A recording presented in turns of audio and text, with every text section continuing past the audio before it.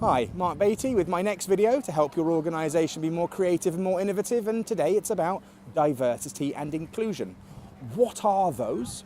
Why are they helpful for creativity? And what might we do slightly differently is what I'm going to be covering. So diversity and inclusion. Diversity primarily refers to the mix of different people in an organisation. Inclusion, on the other hand, is building the environment where that different mixture of people can come together in really beneficial and value-laden kind of way. Diversity is the mix, and the inclusion is the environment that helps facilitate that mix. So why do we need this from a creativity perspective?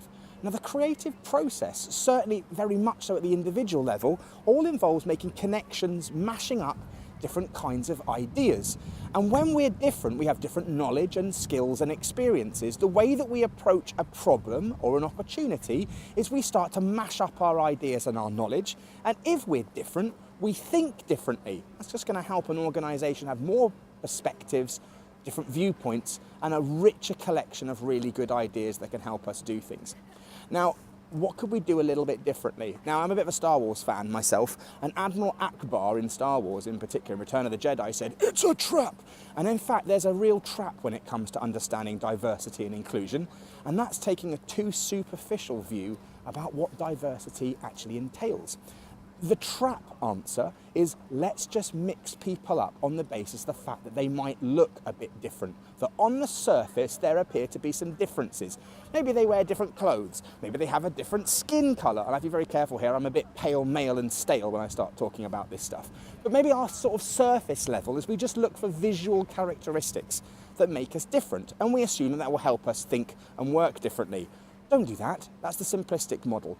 Instead, think about under the surface differences, deep diversity differences, differences in how we think, differences in our knowledge and our skills, differences in how we approach the world. And that's why I'm standing outside of Manchester City Football Club at the moment, is you think about that in terms of a football perspective. When we're putting together a winning team of different players with different skills, what we don't do is go on the basis of their visual characteristics, what we can see. We're looking for much deeper differences, their style of play. Whether someone is more risk averse and maybe more appropriate to be placed in defence versus someone who's maybe more risk appetitive and is looking for different ways of doing things. You wouldn't do that on the basis of how people look or what they look like on the surface. You'd do that on the basis of their deep skills. And this is something we should be doing as leaders as well in building our teams. Let's not just try and build teams made out of different people on the basis of what they look like on the outside. Start to look for key important differences in underlying style, underlying behaviour, how people go about solving problems. Bringing in that diversity will help, because different people help us think differently. Join me next time when I'll be talking about another element to help make your organisation more creative and more innovative.